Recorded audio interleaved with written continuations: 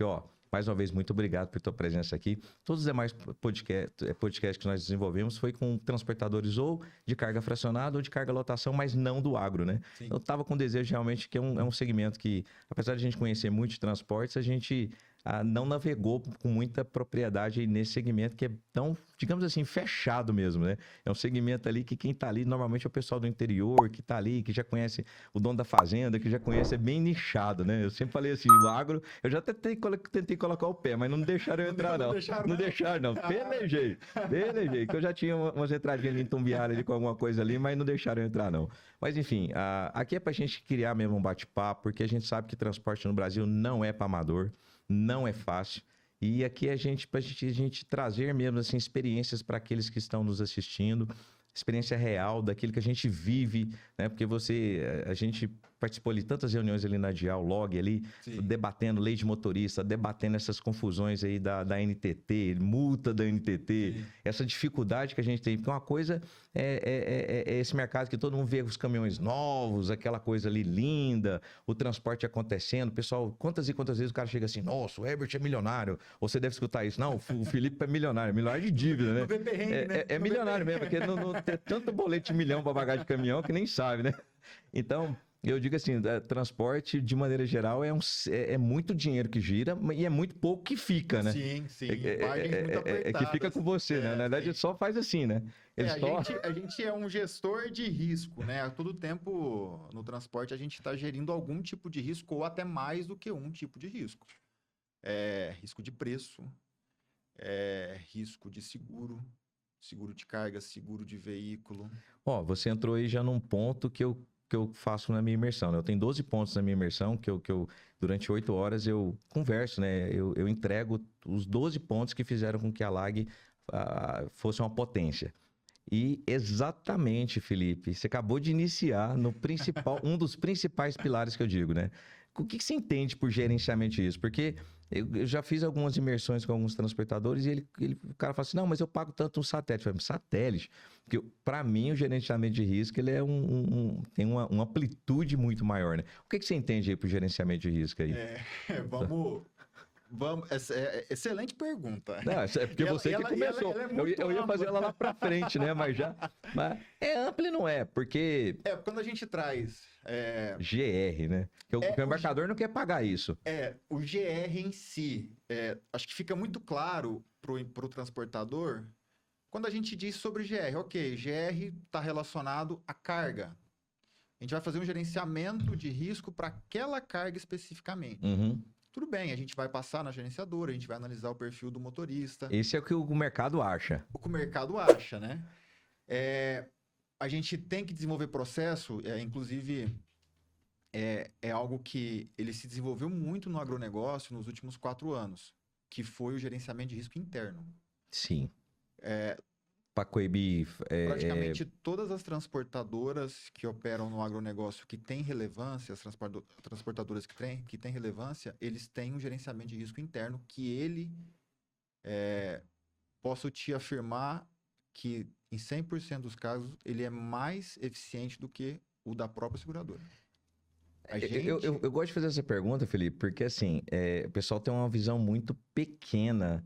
Porque você começou, eu adorei você começar, você falou assim, ó, nós somos administradores de riscos de terceiros, né? Porque vamos dar um exemplo assim de cargas normais no Brasil, tirando água que o valor da mercadoria é um pouco mais baixo.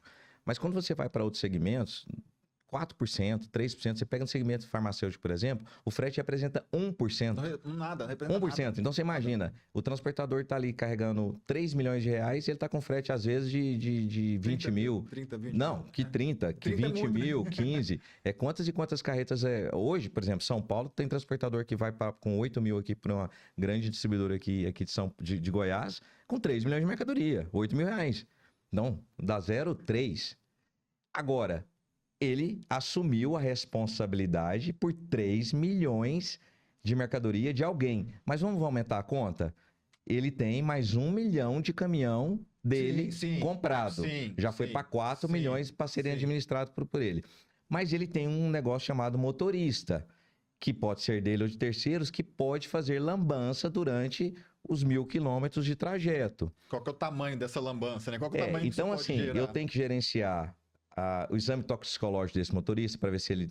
Eu sou responsável por, eventualmente, mesmo que ele sabendo, ele para num posto de gasolina, ele toma alguma coisa ali, se ele provocar um acidente, você é o responsável, Sim. seguramente. E você vê, vai só aumentando a confusão. Aí, digamos que esse abençoado tombe uma carreta no manancial. Você ainda é responsável. Aconteceu comigo, eu tô lembrando de um case aqui, que uma carreta bateu em outro veículo, problema com o terceiro, tombou no manancial e contaminou a água. Risco Criei um ambiental. passivo ambiental. Ó, um único caminhão carregou 3 milhões de mercadoria, tem produto químico, né, farmacêutico, tombou no manancial, motorista bebeu. Quanto que você está assumindo de responsabilidade só numa única carga? Se você parar para pensar, cada carga, depender da situação, você leva 15 milhões de responsabilidade por causa de um frete Sim. de 8 mil, que na realidade sequer deu lucro, que ele só pegou como retorno. Sim. Perfeito. Perfeita análise. A gente... É coisa de maluco, mas é uma realidade que você se depara todos os dias, né? E que quando você começou o podcast falando sobre existe muito dinheiro no agronegócio, existe muito dinheiro no transporte no agronegócio, mas o que fica com o transportador e quando fica, ele é uma... Você falou tudo. Quando fica é uma parcela muito pequena.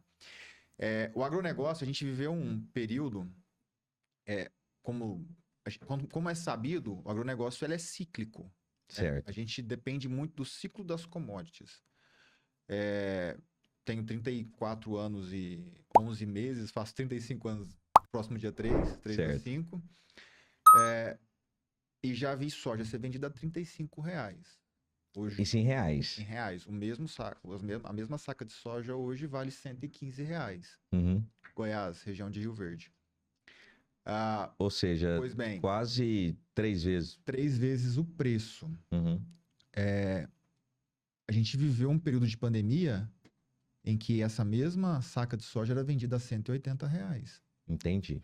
Então, quer dizer, ela saiu de 30 para quase 180.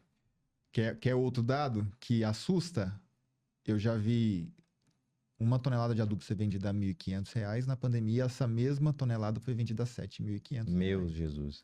Bom, mas isso não fica com o transportador, né? É isso que eu te perguntar, né? Então, Porque fica com o fazendeiro, né? Só que, quando a gente tem essa variação, quando a gente trata de gerenciamento de risco de carga, de seguro de carga...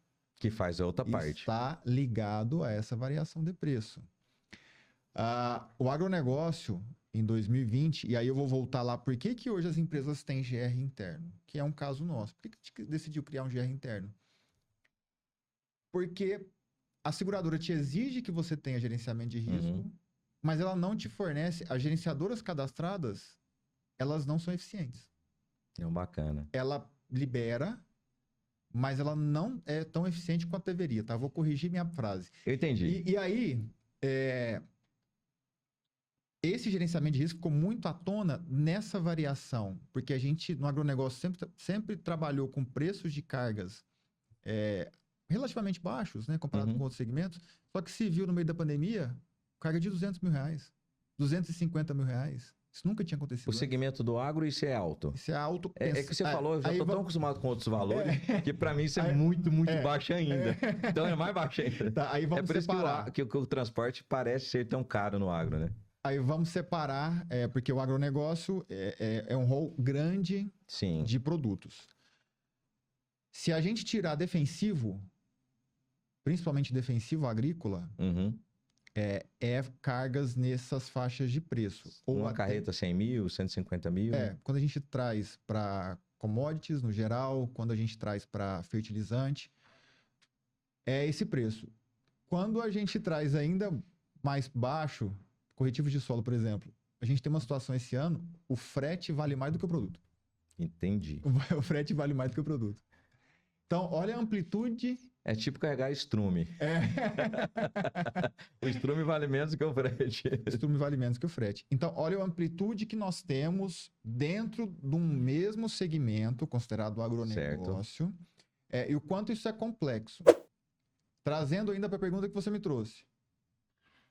O que é gerenciamento de risco? Para mim. É a gente poder gerenciar todos os riscos possíveis de serem gerenciados naquele momento. Acho que fica muito claro quando a gente fala de seguro de carga, seguro de caminhão, seguro de equipamento. Só que a gente também tem, principalmente no agronegócio, seguro de crédito. A gente começou, nós estamos vivendo 2024 e 2025 com recorde de RJ. Sim. É um risco que também deve ser gerenciado. Muita transportadora quebrando esse ano. E eu tenho algumas explicações que a gente vai brincar aqui, vai comentar. Uma delas é exatamente isso, o gerenciamento do risco, que as pessoas entendem apenas essa parte lá de eu estar cadastrando o motorista, faça a Pancari, faça a Boni, faça alguma outra empresa de porte lá para liberar motorista. Só que o gerenciamento ele é muito mais amplo. Ele envolve um tipo de funcionário que você está contratando para dentro da sua empresa. Sim. Que ele tem que ser totalmente monitorado para saber se ele é de boa índole, porque ele pode estar passando informação. Quem mexe com galpões, que é de outros segmentos, você ainda tem que gerenciar galpões, tem que ter portaria, tem que ter câmeras, o estoque dos seus estoque clientes, de terceiros. Então, assim, quando se fala de gerenciamento do risco, é exatamente o seguinte: quando eu peguei a sua carga aqui, cidadão, e vou entregar ela de lá, eu tenho N fatores que podem acontecer dentro dessa magnitude que pode trazer um risco muito grande dessa carga ser ceifada, né? Dela ser roubada, dela ser... Ou, às vezes, um tombamento, aquela coisa toda. Então, são vários processos. Então, assim, eu me irritava muito, Felipe, quando eu chegava no cliente e falava assim, não, mas você está me cobrando aqui 0,3% de gerenciamento de risco aqui, que era o caso dos medicamentos, que dá muito risco, né? Muita avaria. Ainda tem outro problema, né? Entregou a carga, você ainda tem a avaria que volta na conta do transportador. Não é muito comum no segmento do agro, mas é muito comum em outros segmentos de transportadora, essa avaria de retorno. Então, a avaria que retornou, tudo isso faz parte do gerenciamento de risco. Então, quando você cobra um percentual ali sobre o frete, ele não está meramente só para consulta Boni, para consulta. Ele tem que realmente absorver todas as pessoas, porque precisa de gente. Sim. Precisa de gente para estar olhando isso. Porque... Outra coisa que que é muito, não sei se vocês fazem isso, que é o exame toxicológico, não pela obrigatoriedade que o governo manda, mas de forma constante. Você tem isso lá? Sim, de tempos em tempos, a gente faz e de forma aleatória. O motorista chegou na empresa, a gente avisa. Você vai fazer toxicológico hoje. Então a gente... E vou chutar, hein? E sempre tem um santo que roda. Sempre. Sempre tem. Você... a gente monitora isso de perto. Até você. Até você. E é importantíssimo a gente fazer. E é algo que o toxicológico ele veio para ajudar muito o transportador. E inclusive teve alguns malucos aí que fazem lei, mas não operam, né? Eles fazem a lei, mas não operam, que falaram em abolir o toxicológico, que não pode. Não pode. Ele é uma ferramenta excelente. Excepcional. Exatamente. Não olha isso nem por órgão. Assim, antes mesmo do governo instituir isso, nós colocamos isso lá na Translag em determinada época e foi uma surpresa. Eu te falei que a gente não operava terceiros, a gente operava agregados dedicados, né? Então, o universo nosso era algo em torno de 300 veículos, entre pequeno porte, grande porte, ali que rodava de forma sistêmica. Eu posso te garantir que cada blitz, que a gente chamava de blitz, aleatório em cada estado, todo mês tinha. Todo mês a gente tirava de circulação de 3 a 4 motoristas, ou estava com cocaína, ou estava com outros entorpecentes muito complexos. E é aquilo que você falou, assim, como é que você vai deixar um cidadão desse colocando em risco uma família? Uma pai de família. Social. Faz parte do... Responsabilidade social. Acabamos de dizer aqui, isso é GR. GR? Puro, tá vendo? Sim. O tanto que a amplitude do GR, ela é muito maior do que aquele Ctrl+C, Ctrl+V, eu pego a carteira de habilitação, vou lá pra Boni, tá autorizado? Dou Enter. Não. Aí, pro embarcador, é isso mais o satélite do caminhão. Ponto. Mas pra gente que tá no negócio, é muito mais amplo, muito mais complexo, né?